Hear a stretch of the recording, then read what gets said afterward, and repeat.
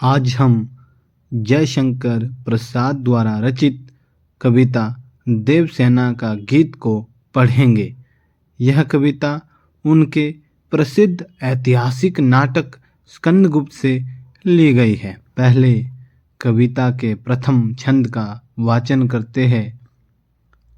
आह वेदना मिली विदाई, मैंने भ्रमवश जीवन संचित मधुकरियों की भीख लुटाई। छल छल थे संध्या के श्रम कण, आंसू से घिरते थे प्रतिक्षण। मेरी यात्रा पर लेती थी नीरवता अनंत अंगड़ाई। अब इसके शब्दार्थ देखते हैं। वेदना, पीड़ा, दुख या दर्द। विदा, मुक्ति या बिछड़ना। भ्रमवश, भ्रम के कारण। संचित, इकट्ठा करना। मधुकरियों, भिक्षा में मिला हुआ अनाज। श्रमकण, पसीने की बूंदें। नीरवता, खामोशी। अनंत, अंतहीन। पहली पंक्ति की व्याख्या करते हैं। आह वेदना मिली विदाई, मैंने भ्रमवश जीवन संचित मधुकरियों की भीख लुटाई। यहाँ पर देवसेना कहती है कि अब वह वेदना से विदाई ले रही है। उसका संपूर्ण जीवन वेदना, पीड़ा, दर्द से भरा रहा। वह कहती है यौवन में उसने स्कंदगुप्त से प्रेम किया, परंतु वो प्रेम सफल नहीं हुआ, क्योंकि स्कंदगुप्त विजया से प्रेम करते थे, जिस कारण देवसेना का प्रेम निवेदन वो ठुकरा देते हैं। तब वो कहती है कि उसे संपूर्ण जीवन में दुख ही मिला, और अब वो कहती है कि अब वह इन दुखों से विदाई ले रही है, क्योंकि अब उसने एक दूसरा रास्ता चुन लिया है, वो है देश सेवा का रास्ता, जिस कारण अब वह इन दुखों से मुक्ति ले रही है, विदा ले रही है, और वह एक नई कार्य की ओर चली जाती है, और वह है देश सेवा का कार्य।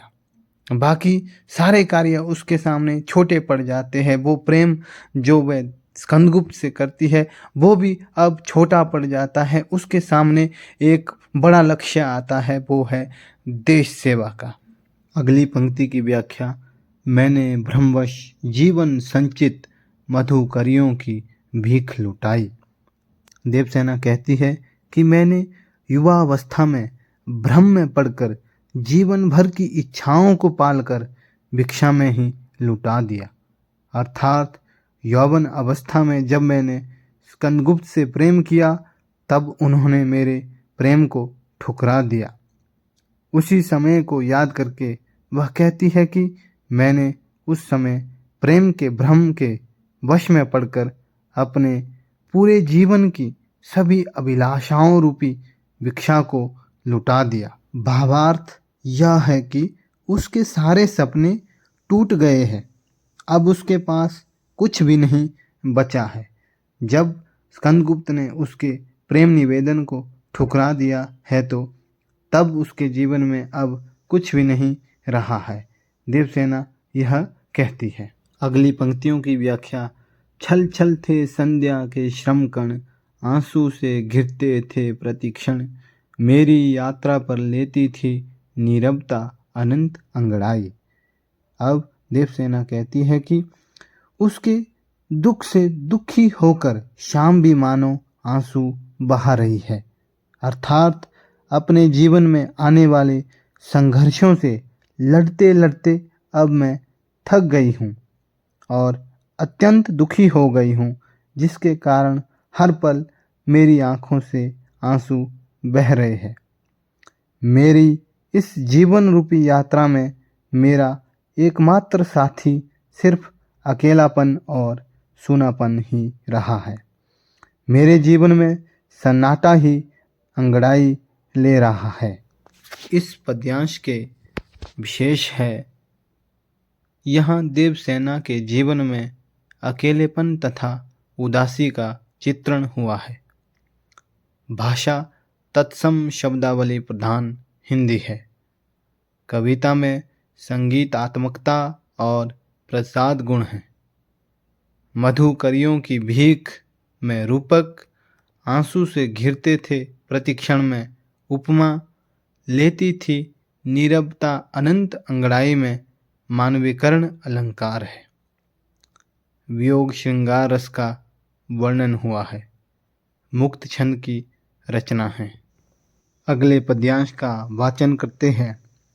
श्रमित स्वप्न की मधुमाया में, गहन विपिन की तरु छाया में, पथिक उनिंदी श्रुति में किसने यह विहाग की तान उठाई।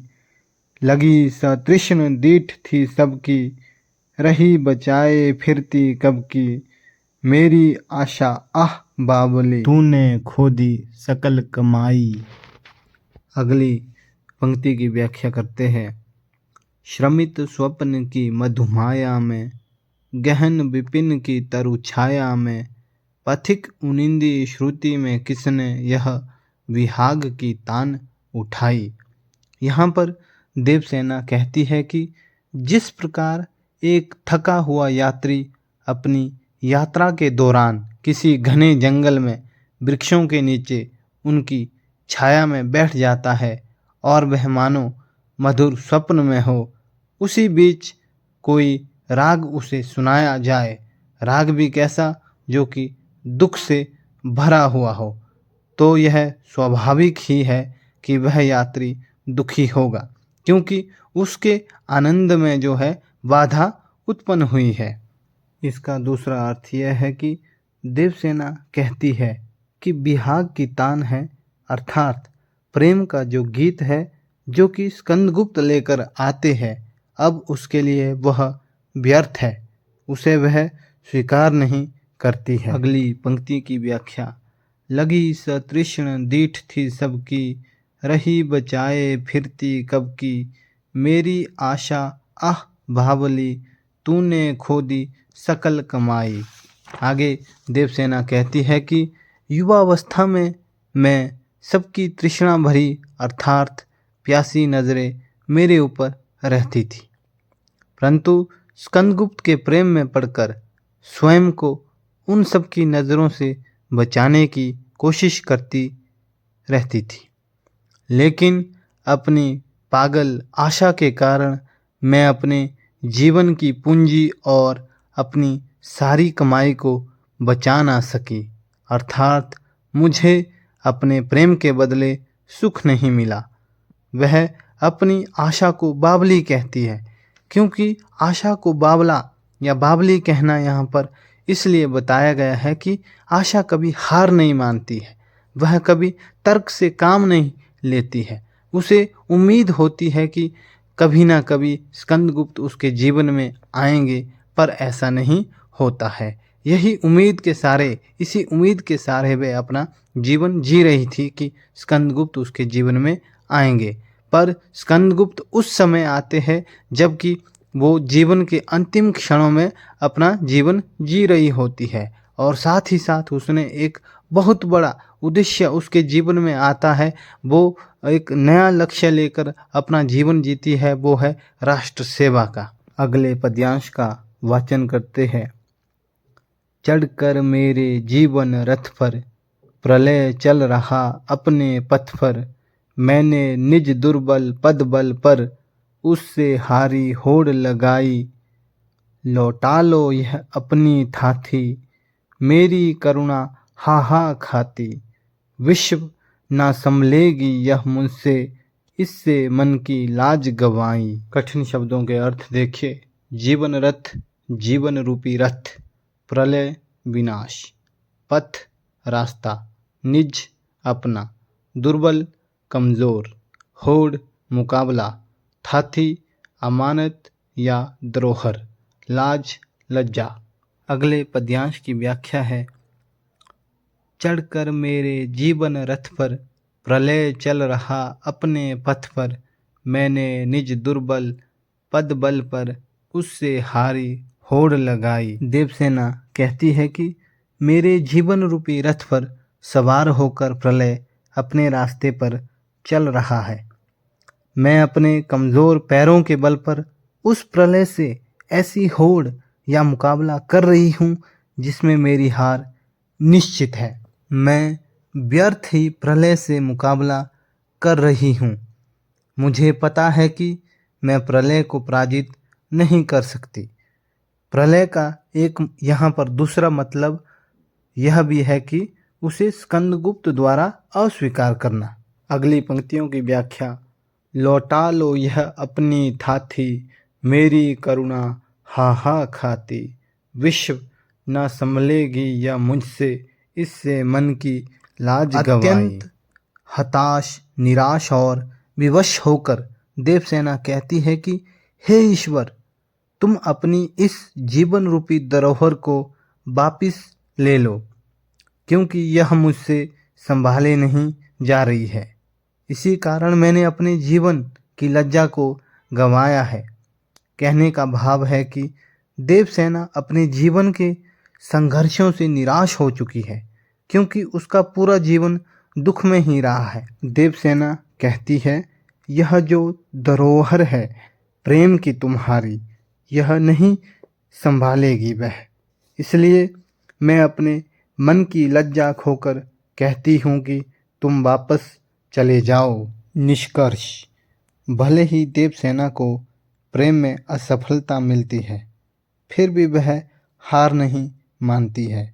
वह जीवन में एक और उद्देश्य लेकर चलती है। वह होता है देश प्रेम, देश सेवा। इसलिए हमें भी कभी जीवन में हार नहीं माननी चाहिए। हमें निरंतर संघर्ष करते रहना चाहिए। विशेष।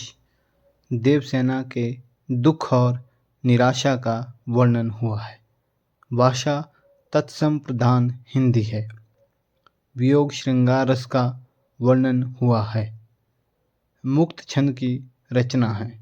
पथ पर होड़ा होड़ी में अनुप्रास और जीवन रथ में रूपक, हाँ में पुनरुक्ति प्रकाश अलंकार है।